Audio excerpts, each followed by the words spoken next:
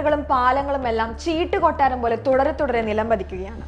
മണിക്കൂറുകൾ നീണ്ട കനത്ത മഴയിൽ ഡൽഹി ഇന്ദിരാഗാന്ധി അന്താരാഷ്ട്ര വിമാനത്താവളത്തിന്റെ ടെർമിനൽ 1 മേൽക്കൂര വാഹനങ്ങൾക്ക് മേൽ തകർന്നു വീണുണ്ടായ അപകടത്തിൽ ഒരാൾ മരിച്ചിരുന്നു.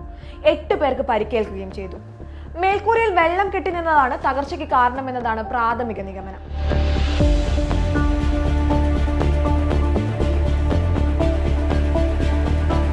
മാർച്ച് 11-ന് പണി പൂർത്തിയാകുന്നതിന് മുൻപ് ടെർമിനലുകൾ ഉദ്ഘാടനം ചെയ്തതുകൊണ്ടാണ് അപകടമുണ്ടായതെന്ന് പറഞ്ഞ് പ്രതിപക്ഷ നേതാക്കൾ അന്ന് തന്നെ രംഗത്തെത്തിയിരുന്നു.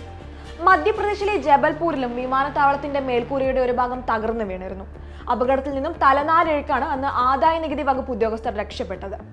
ആദ്യ മഴയിൽ തന്നെ വെള്ളം കുത്തിയൊലിച്ചെത്തിയതോടെ വിമാനത്താവളത്തിന്റെ മേൽക്കൂരയുടെ ഒരു ഭാഗം തകരുകയായിരുന്നു. ഗുജറാത്തിലെ രാജ്കോട്ടിലും വിമാനത്താവളത്തിന്റെ മേൽക്കൂര തകർന്നിരുന്നു.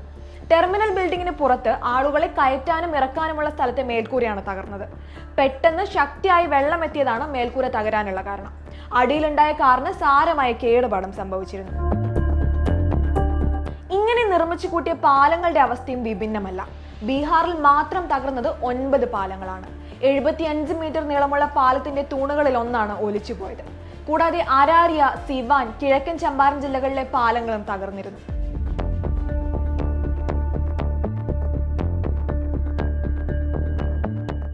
ജൂൺ 23-ന് പ്രധാനമന്ത്രി ഗ്രാം സഡക് യോജനയ്ക്ക് കീഴിൽ നിർമ്മിച്ച പശ്ചിമ ചമ്പാരൻ ജില്ലയിൽ നിർമ്മാണത്തിലിരിക്കുന്ന പാലത്തിന്റെ ഒരു ഭാഗം കോൺക്രീറ്റ് കഴിഞ്ഞ് മണിക്കൂറുകൾക്ക് ശേഷം തകർന്നിരുന്നു.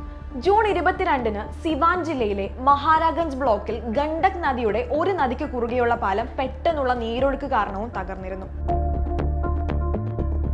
2022 ജൂൺ 19 പ്രധാനമന്ത്രി നരേന്ദ്രമോദി ഉദ്ഘാടനം ചെയ്തതാണ് പ്രഗതി മധ്യാൻ ടണൽ. 700 കോടി രൂപ മുടക്കിയാണ് ഈ ടണൽ നിർമ്മിച്ചത്.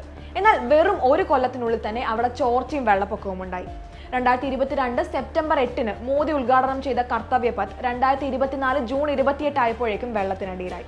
ഇതിൽ എടുത്തു പറയേണ്ട ഒന്നാണ് കോടികൾ മുടക്കി നിർമ്മിച്ച അയോധ്യ രാമക്ഷേത്രത്തിലെ ചോർച്ചയും. ഈ തകർച്ചകളിൽ നിന്നെല്ലാം വ്യക്തമാകുന്നത് മോദിയുടെ അഴിമതി രാഷ്ട്രീയമാണ്. ലോക്സഭാ തെരഞ്ഞെടുപ്പിന്റെ മുന്നോടിയായി പണി തീർന്നതും തീരാത്തതുമായ എല്ലാം ഉദ്ഘാടനം ചെയ്ത് തീർക്കുന്ന തിരക്കിലായിരുന്നു മോദിയും അണികളും. അതിന്റെ അനന്തരഫലമാണ് ഈ തകർച്ചകളെല്ലാം.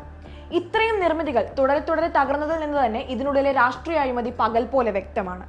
ഇത്രയും ഗുണമേന്മയില്ലാത്ത അടിസ്ഥാന സൗകര്യങ്ങൾ ഒരുപക്ഷെ ഇന്ത്യൻ ചരിത്രത്തിൽ തന്നെ ആദ്യമായിരിക്കാം.